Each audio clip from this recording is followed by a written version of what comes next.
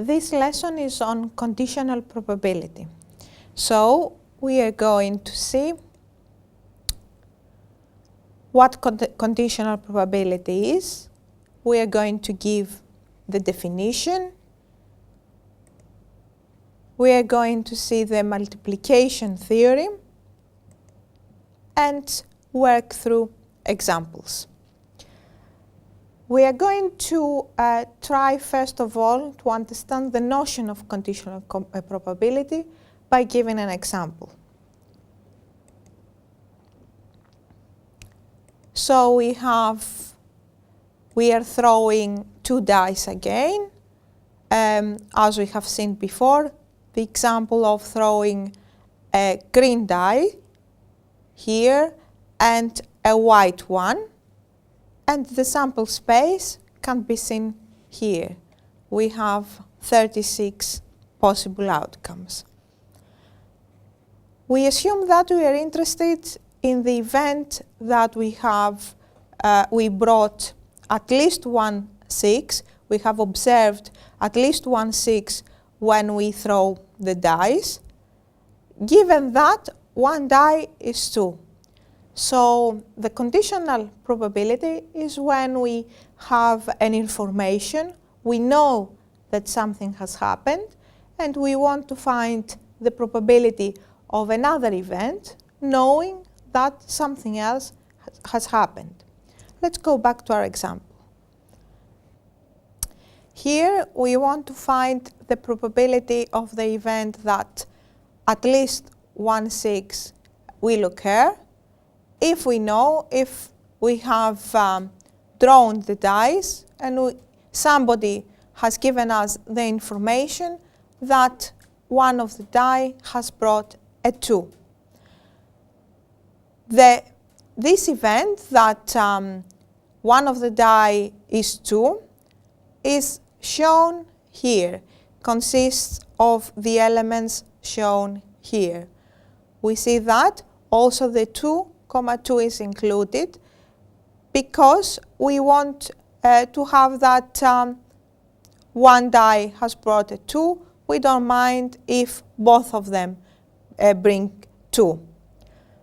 Now, the probability that the event that at least one 6 will occur, this event will consist of these two elements, 2, 6 and 6, 2. So the probability of A given B, where by A we denote the first event that we bring at least one 6, and by B we denote the second event that one die has brought 2. We see here how we denote the conditional probability, the probability that one event will happen given that another event has happened. This probability will be the number of elements in B, in A, divided by the number of elements in B. It's 2 out of 11. We know that one of these has already happened. We are given this information, and the probability that one of these outcomes will occur will be 2 out of the total 11, which we know that has already happened. Now, the definition of the conditional probability will be the following. If S is the sample space of an experiment, and A and B are two events, such that we require that the probability of the second event is greater than 0, we don't allow this probability to be 0, the conditional probability of A given B will be given by this formula. So the probability of A given B will be equal to the probability of A intersection B divided by the probability of B. Now I am going to write down how we defined the conditional probability here. So we have probability of A given B, as we saw, is the probability of A intersection B divided by the probability of B. Of course, we want the probability of B to be greater than 0. Here the letters can be interchanged. So we can also have the probability of B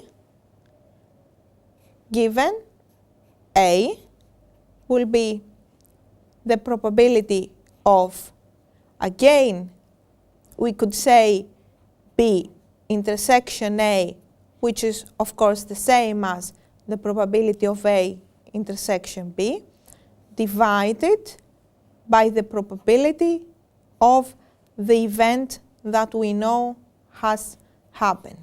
And of course, in this case, the probability of A should be greater than 0. Now, let's go back and see graphically how we can look at the conditional probability. We are going to use Venn diagrams. We have the sample space S, and in this case, we want to find the conditional probability of B given A. So we know that A has happened, the event A has occurred. I want to find the probability of B. The probability of B when we know that A has happened is actually that this part of B will happen.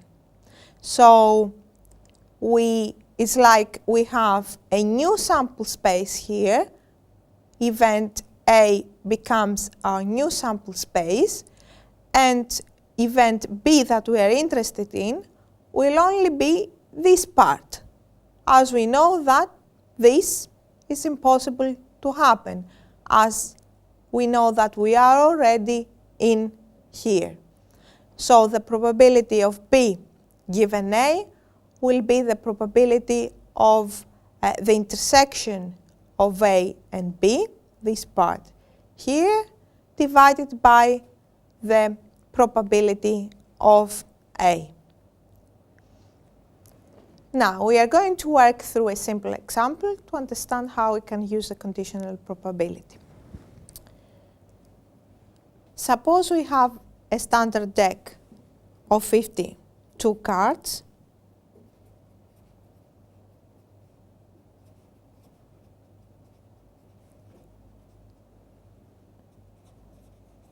And we are interested in the event A, that a spade will be drawn,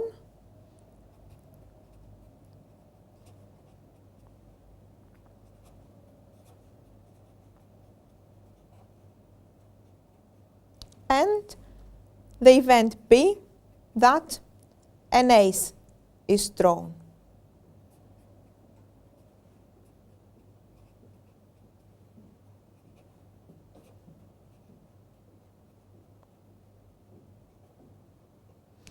And we want to find the probability of B given A.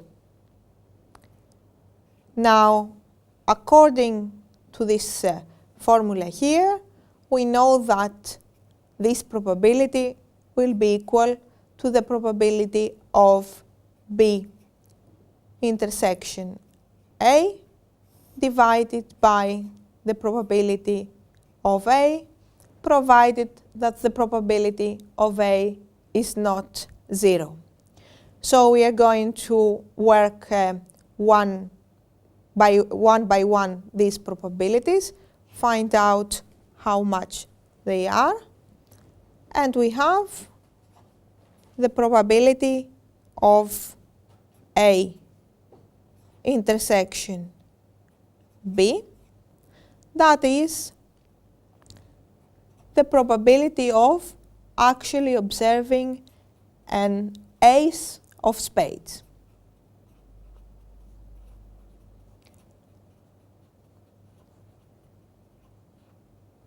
A, we have said that it is the event that a spade is drawn. B is the event that an ace is drawn. And so A intersection B will be the event that we have drawn an ace and a spade, that is an ace of spades. So this probability will be, there is only one such card in our deck, will be 1 out of 52 choices. Now the probability of A, the probability that a spade is drawn,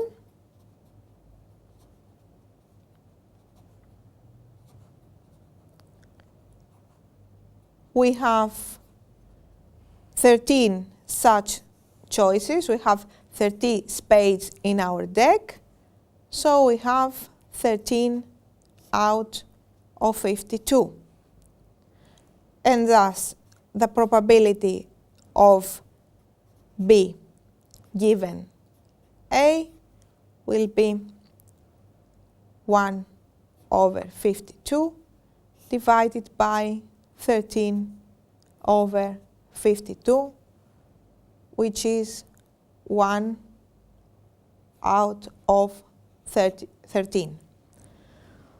We understand in this example that we would expect this probability, we would expect this result, as we want to find the probability of drawing the ace of spades if we know that we have already picked a card which is a spade. So we know there are 13 choices. We want to find the probability that we have picked one of these 13, so it's 1 out of 13 choices. Now we are going to work through another example. We throw a pair of dice, a red and a green one, and we are interested to find the probability of the sum in the two dice is 6 if the dice land on different numbers. So event A will be the sum on the two dice to be 6, and event B will be the dice to bring different numbers. Here we have the sample space of our experiment. We throw the two dice, the red and the green one, and we have the 36 outcomes. The probability of event B will be 30 out of 36. The probability of event A intersection B will be 4 out of 36. And finally, we calculate the probability of event A given the event B.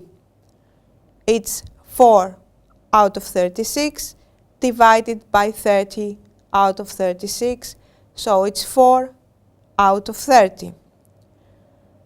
So what we have calculated here is that the probability that the sum is 6 will be 4 out of the 36, and the probability of the event B that we have different numbers, we have already brought different numbers on the two dice, are these here, the highlighted light blue elements of the table here.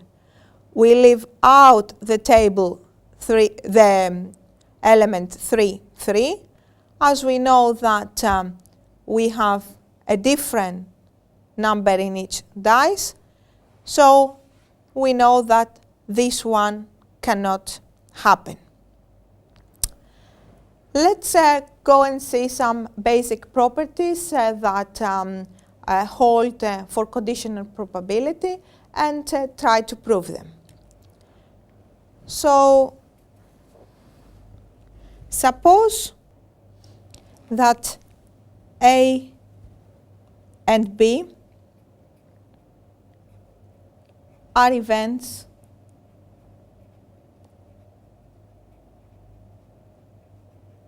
in an experiment.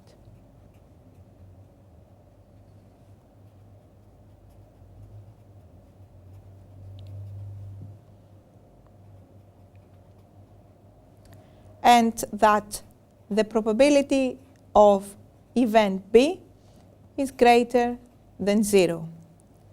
Then we can prove that if B is a subset of A, then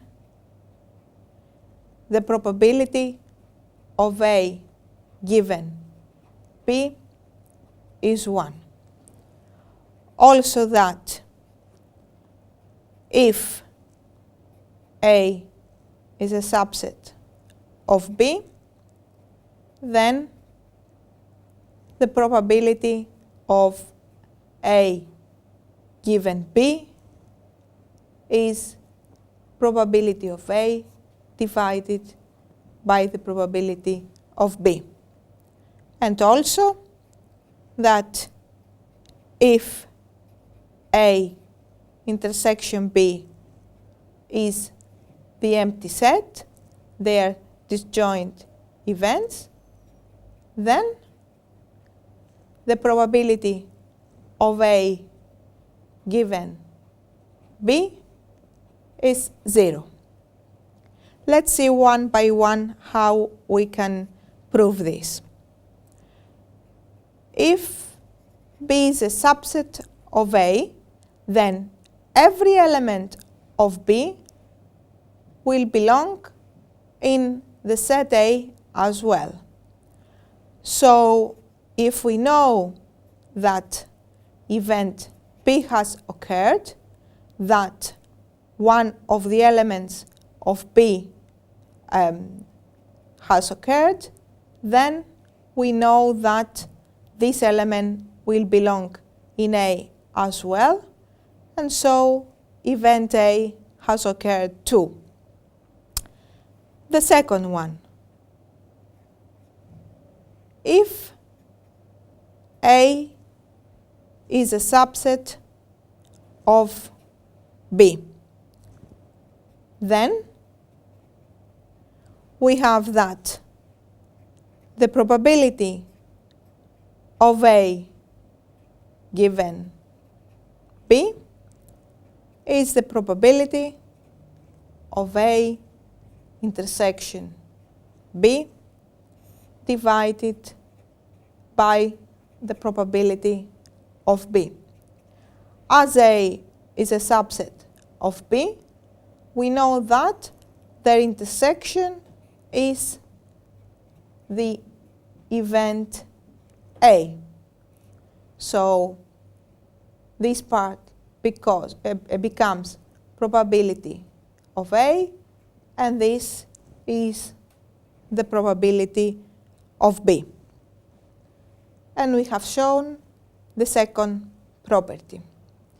Let's see the third property. I rewrite here what is the third property. We have that if A intersection B is the empty set, then the probability of A given B is 0. We have that the probability of A given B is the probability of A intersection B divided by the probability of B. This we know that is the empty set, and so it's the probability of the empty set divided by the probability of B, which is 0. Now we'll go back to see a theorem very useful when we calculate probabilities.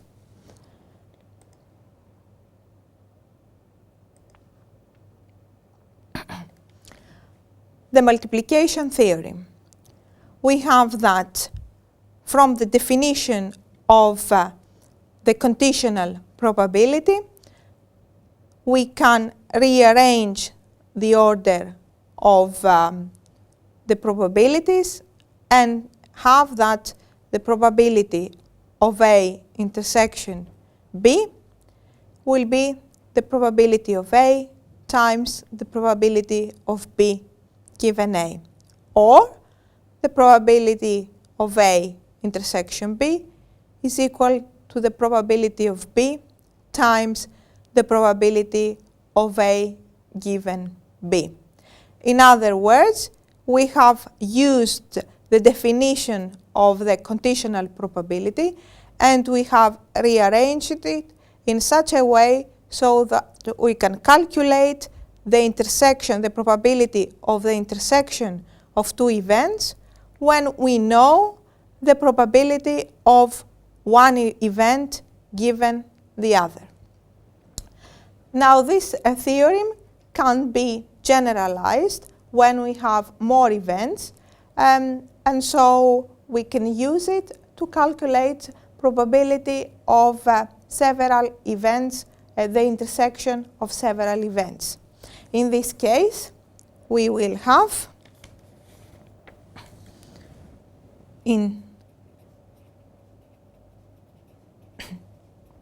general, the formula to be used is the probability of event A intersection event, the second event, intersection n events will be equal to the probability of A1 times the probability of A2 given A1. So we have the probability of the first one, the probability of the second one given that the previous one has happened, times the probability of the one after, given that the other two have happened.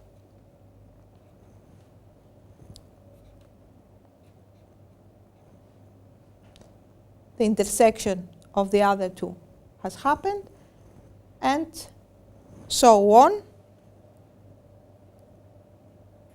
The probability of the last one given that the intersection of all the previous ones has happened.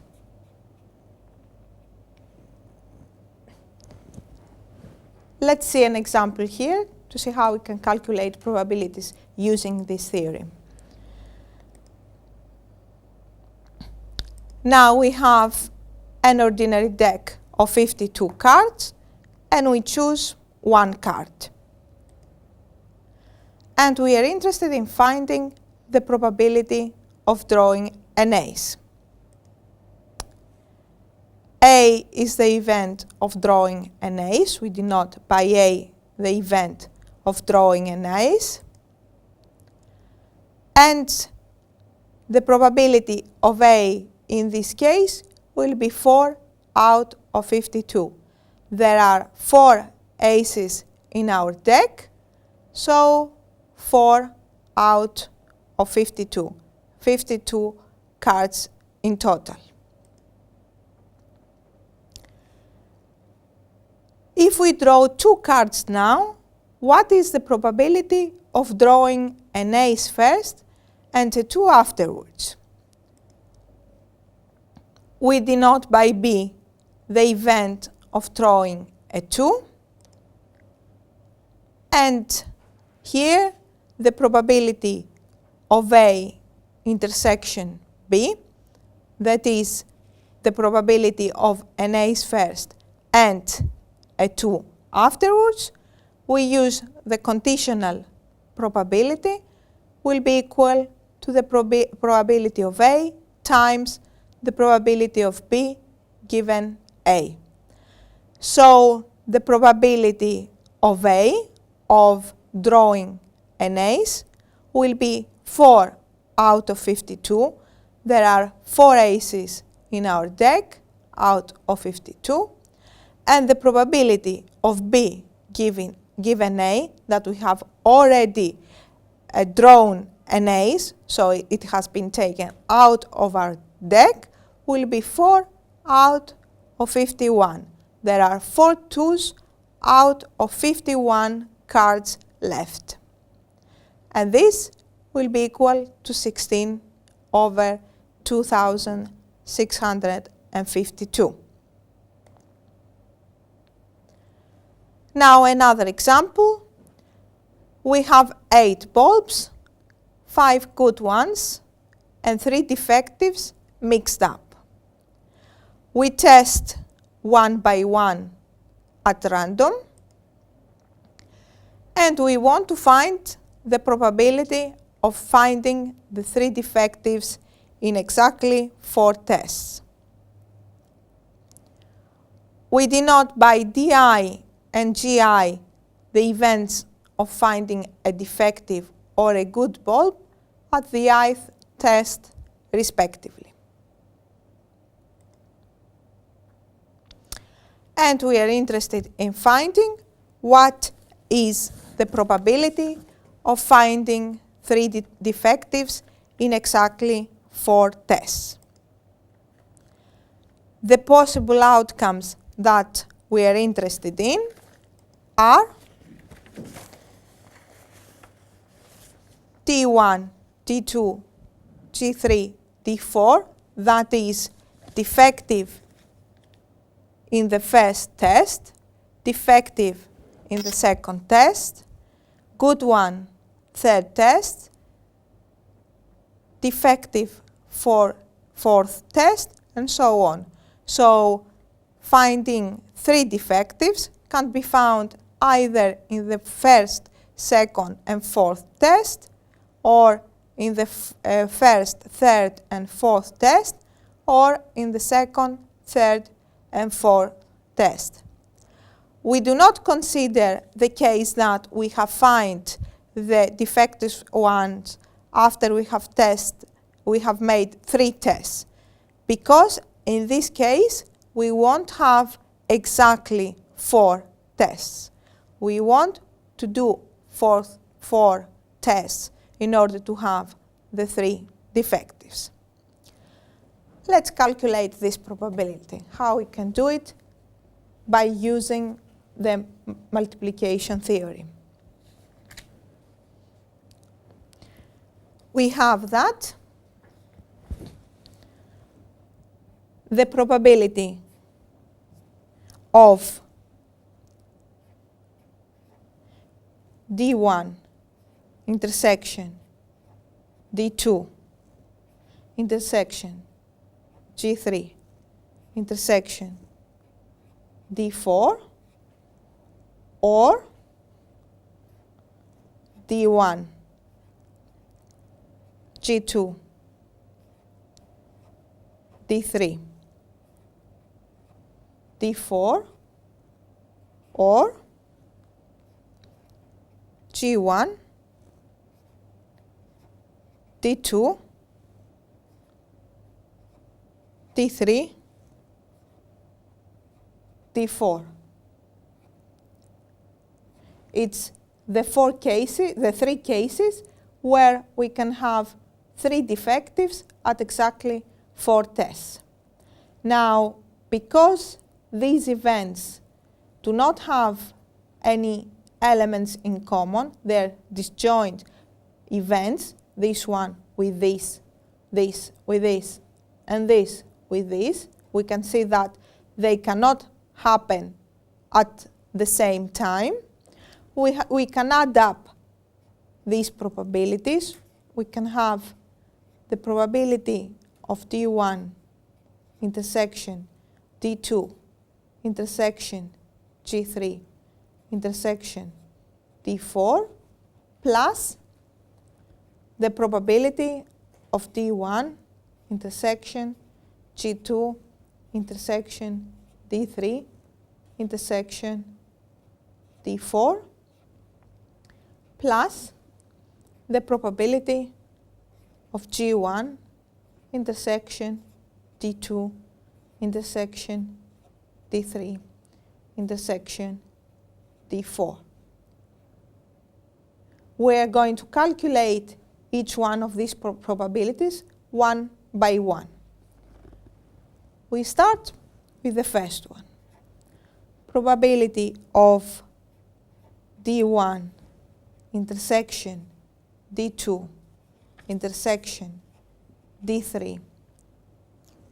Here it should be G3 intersection D4 will be equal, using the multiplication theorem, the probability of D1 times the probability of D2 given D1. We take one by one, so the first one then times the probability of the second one given that the previous has happened times the probability of the third one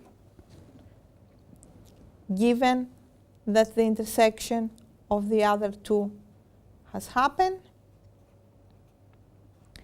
times the probability of the fourth one given that all previous ones have happened.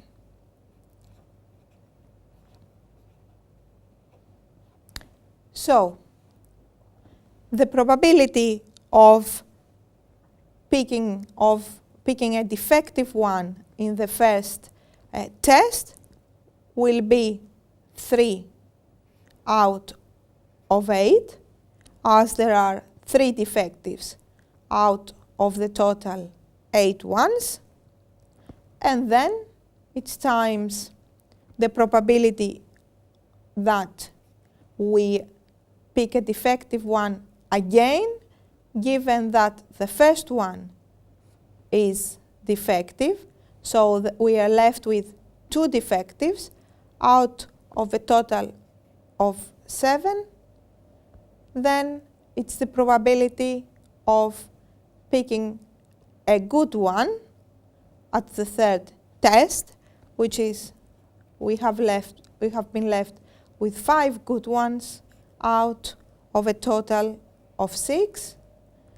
And the last one is the probability of picking a defective at the fourth test. We have been left with 1 defective out of a total of 5. So we can calculate this number. In the same way, we can calculate the probability, the other 2 probabilities, D1 intersection G2 intersection D3 intersection D4, which will be equal to the probability of D1 times the probability of G2 given D1 times the probability of D3 given D1 intersection G2 times the probability of D4 given D1 intersection G2 intersection D3. The first probability is 3 out of 8 as before. Now, in the second test, we want to pick a good one given that we have picked a defective in the previous one, so it's 5 out of 7 times, here the probability will be 2 out of 6. We have been left with 2 defectives out of a total of 6. And finally, 1 out of 5.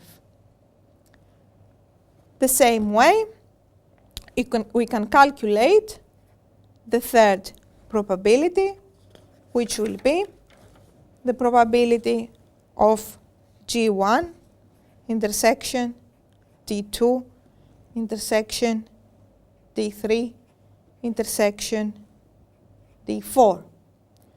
In this case, again we have that this is the probability of G1 times the probability of D2 given G1 times the probability of D3 given G1 intersection D2 times the probability of D4 given G1 intersection D2 intersection D3. This probability now will be 5 out of 8, as we have 5 good ones out of 8, times 3 out of 7, 3 defectives if we have picked 1 good in the first test, times 2 out of 6, times 1 out of 5. 2 defectives here out of 6, and 1 here out of 5. So the probability of the event that we're interested in, the probability of the event D1 intersection D2, the section G3, the section D4, or D1 intersection G2 intersection D3, the section D4, or G1 intersection D2 intersection D3 intersection D4 will be, if we add up all these probabilities, 3 out of 56. So in this lesson, in general, we have defined the conditional probability, we have seen the multiplication theorem, and some examples how to calculate conditional probability and how to use multiplication theorem. So for more information on this lesson, you can visit the webpage of UNINETTUNO MedNetU project.